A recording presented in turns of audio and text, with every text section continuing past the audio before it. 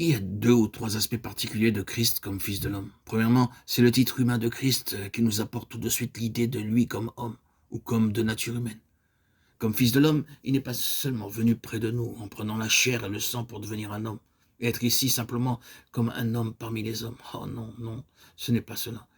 Il est vrai qu'il est homme, il est vrai qu'il est devenu participant de la chair et du sang.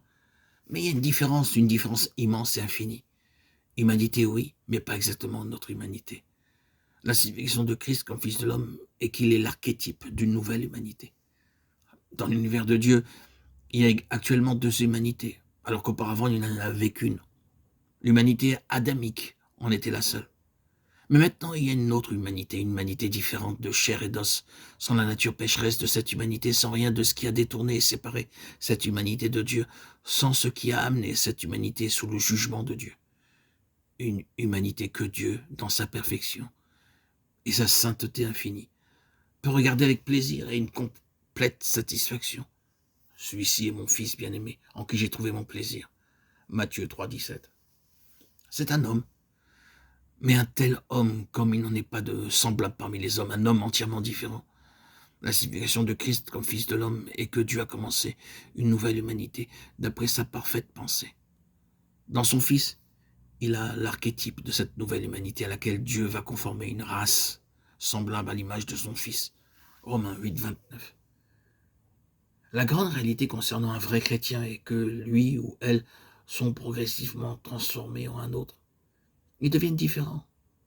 Ce n'est pas seulement une question de foi objective en Christ, comme quelque chose d'extérieur. C'est plus que cela.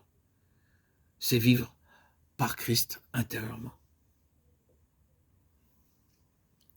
Dieu est entré dans cette sphère de l'humanité, dans la personne de son Fils, comme représentant un tout nouvel ordre, un nouvel ordre d'être humain. Par l'union vitale avec Christ, une nouvelle race surgit, un nouvel ordre. Un nouveau genre d'humanité s'accroît secrètement et avance jusqu'à ce jour dont l'apôtre parle. Quand aura lieu la manifestation des fils de Dieu, alors la malédiction sera enlevée. Et même la création sera délivrée de l'esclavage de la corruption pour avoir part à la liberté glorieuse des enfants de Dieu. La question est la signification immense de l'incarnation de la parole faite chair et habitant parmi nous. La signification énorme de Christ comme Fils de l'homme, comme constituant parmi les hommes un nouveau type d'être, une nouvelle classe et forme d'humanité. Il n'y a aucun espoir pour la création en dehors de ce type nouveau, de ce nouvel ordre. Ah, si les hommes voyaient cela, tous les problèmes de ce temps ne seraient-ils pas résolus? De quoi parle-t-il?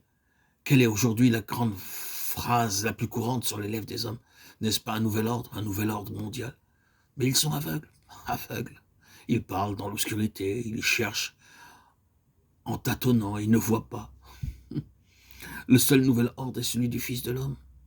Le seul espoir pour ce monde se trouve dans cette nouvelle création, en Christ Jésus, lorsqu'elle surviendra.